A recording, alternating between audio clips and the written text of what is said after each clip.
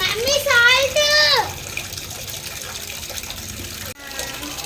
Friends మా ఇంట్లో fish curry నేను కడుగుతున్నాను చూడండి. హాయ్ ఫ్రెండ్స్, ఈరోజు మా ఇంట్లో ఫిష్ కర్రీ ఎలా కడుగుతున్నా చూడండి.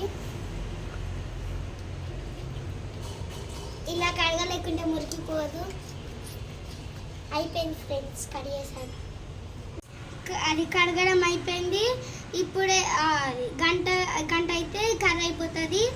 అది మీకు కర్రీ కావాలంటే అర్జెంటుగా వేడిగా రైస్ వేసుకోండి.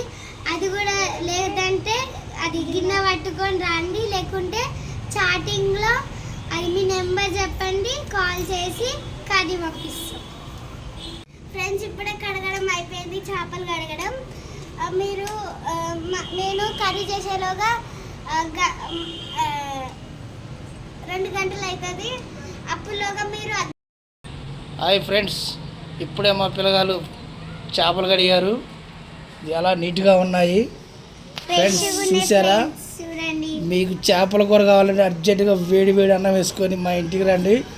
లేదంటే గిన్నె తీసుకొని రండి. అది కూడా కాకపోతే మా కామెంట్ బాక్స్లోని మీ నెంబర్ పెట్టండి, వాట్సాప్లో కర్రీ పంపిస్తాం. ఓకేనా ఫ్రెండ్స్? టేస్ట్ చేసి చెప్పండి. కమాన్, కర్రీ చేద్దాం పండి. హాయ్ ఫ్రెండ్స్, అది వేడిగా రసం అవుతుంది. దాంట్లో ఫిష్ వేస్తున్నా ఫ్రెండ్స్. నేను ఏమేమి వేసానో చెప్తా ఫ్రెండ్స్.